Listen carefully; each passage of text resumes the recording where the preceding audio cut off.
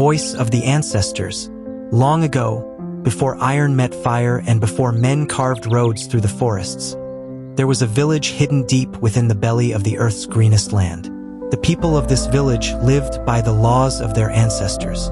They farmed when the rains commanded, they harvested when the winds sang, and they celebrated when the moon was full. But above all things, the villagers obeyed the voice of the ancestors. It was said that when the first elder of their bloodline died, his spirit never left. Instead, it lingered in the old baobab tree at the edge of the village, where the roots ran deep into the underworld. From there, the ancestors whispered counsel, warnings, and blessings. Only the chosen elder, known as the ear of the clan, could hear and speak their words. For centuries, the baobab's voice guided the people, keeping them from famine, warning them of wars, and blessing their children with long life. But as time stretched on, pride crept into the hearts of the living. One season, when the rains delayed and the earth cracked open with thirst, the villagers gathered under the baobab tree. They beat their drums, sang the old songs, and waited for the elder to speak. But when the elder placed his ear against the bark, his face went pale. He heard nothing. The voice of the ancestors had gone silent. The villagers panicked. Without the ancestors, how could they know when to plant? Without their guidance, how would they defend against enemies? Some said the ancestors were angry. Others whispered that perhaps the world of spirits had abandoned them forever.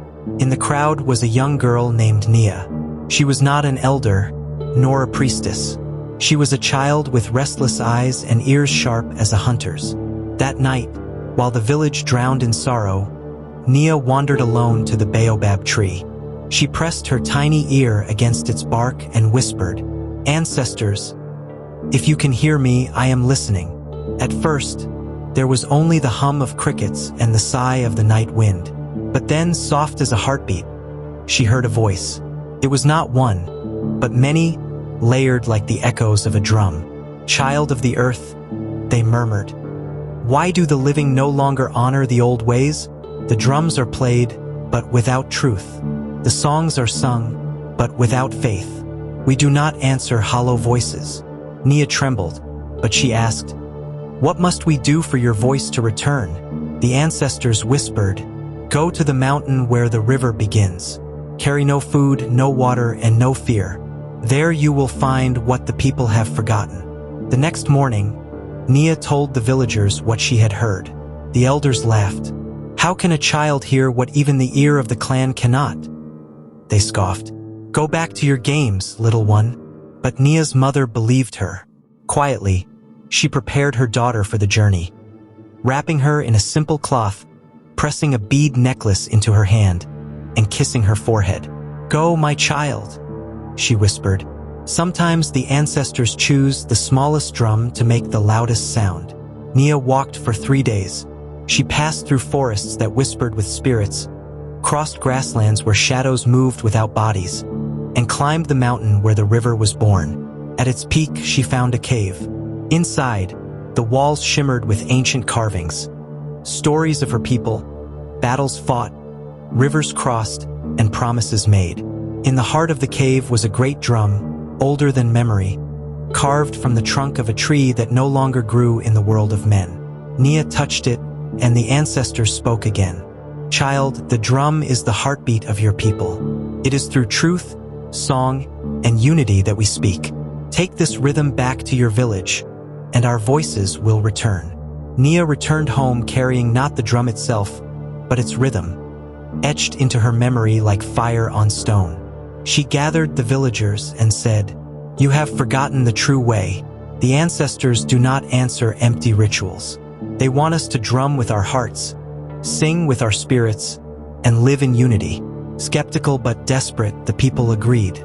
That night, under the baobab tree, Nia began to drum. Her hands were small, but the rhythm was alive, steady, deep, and filled with truth.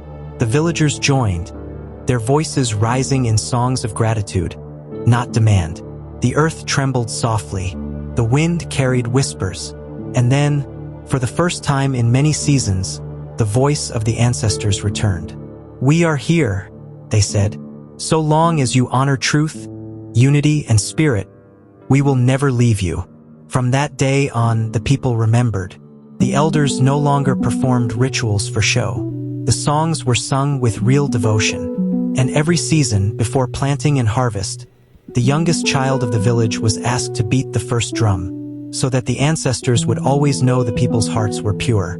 And so the story of the voice of the ancestors lived on. It was whispered from fire to fire, from grandmother to grandchild. For it was not power, wealth, or age that made the ancestors speak. It was truth, unity, and the humble heart of a child who dared to listen.